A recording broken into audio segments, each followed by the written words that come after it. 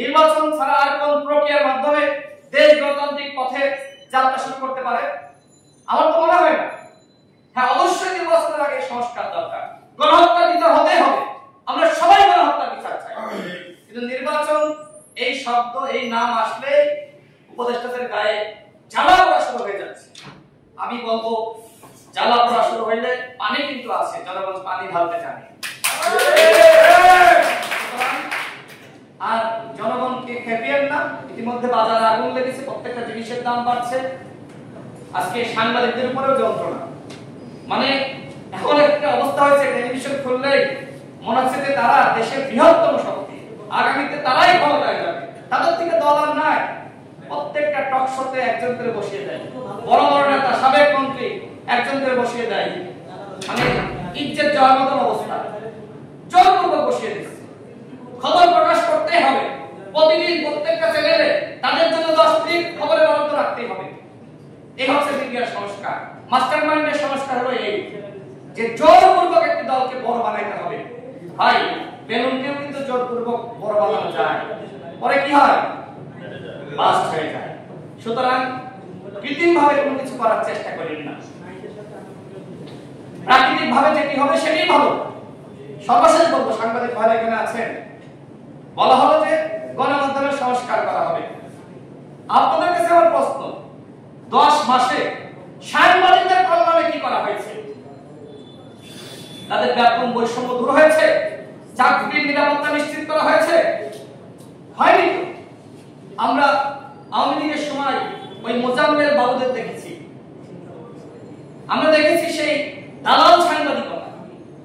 আর যারা প্রকৃত সাংবাদিক ছিল তাদের অনেকে নিপীড়নের শিকার হয়েছে, কারণ চাকরি চলে গেছে, সমস্যার সম্মুখীন হয়েছে, বাসায় ঘুমাতে পারে নাই, লিখতে পারে নাই। সেই সাংবাদিকদের জন্য কি করা হয়েছে? 10 মাসের সাংবাদিকদের সংস্কার হয়নি, গণমাধ্যমের সংস্কার হয়নি, কোনো পরিবর্তন করা হয়নি।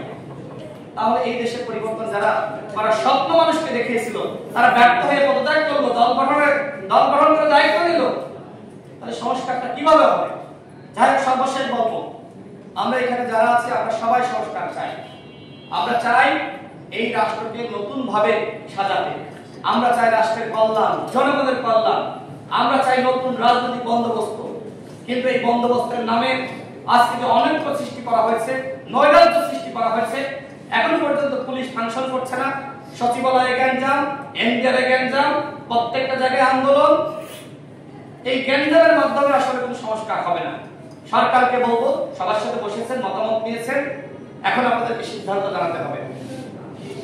অন্যথায় এই আমাদের যে ঢাকা বিশ্ববিদ্যালয়ের সাবেক উপাচার্য আখতারুজ্জামান স্যার, কি বলা হয়, স্যার সমস্যা, হ্যাঁ, চা সিঙ্গারা সমস্যা, তিনি ওইগুলো খাওয়াইতেন খুব মানুষকে।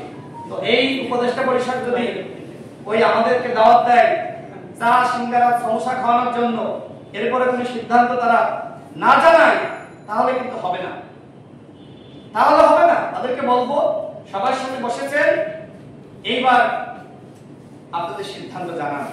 অন্যথা এই চা নাস্তার বৈঠক করে রাজনৈতিক দলগুলোকে খুশি করতে পারবেন না, এগুলো ভুয়া সংলাপ। যদি কোনো সিদ্ধান্ত না জানতে পারে, এই সংলাপের মাধ্যমে জাতির কোনো উপকার হবে না। সুতরাং সবাই সবার মতামত দিয়েছে, সবাই টেনশনের মধ্যে ছিল যে এই মুজিব প্রধান উপদেষ্টা পদত্যাগ করলো।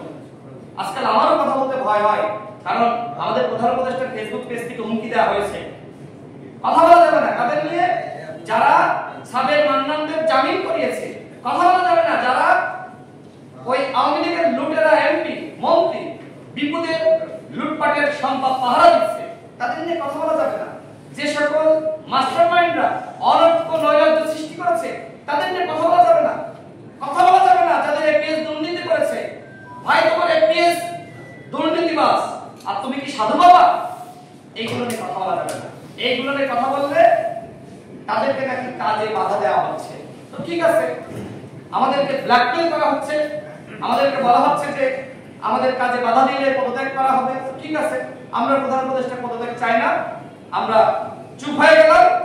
এবার একটি রোডম্যাপ দেন, রাষ্ট্র সংস্কারের, গণহত্যা বিচারের এবং নির্বাচনের রোডম্যাপ দেন, আমরা সবাই চুপ হয়ে যাব।